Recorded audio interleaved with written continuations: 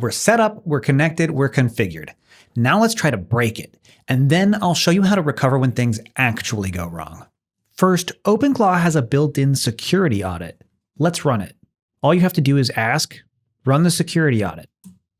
It'll most likely ask if it can run some read-only checks on your system, things like your operating system, ports, firewall status, etc. Go ahead and give it permission to proceed. When it's done, it'll give you a full report about what it found. In my case here, it noticed the control UI allows insecure HTTP auth, but we specifically asked to allow this because we need that in order to access our gateway dashboard via the browser. Again, you can use a VPN like NordVPN to help mitigate some of that risk with that.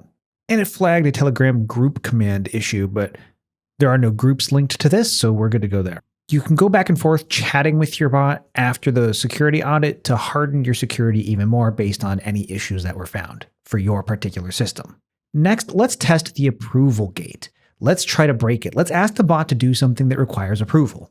For example, let's send Simon from Medix Media a message. Tell him I say hi. I gave it permission to just figure out how to contact him without contact info.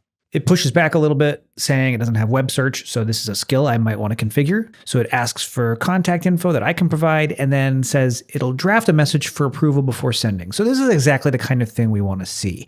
It's not just going out and doing things on its own entirely. It's going to ask for permission and ask clarifying questions before doing anything. That's the approval gate we set up earlier, working exactly as intended.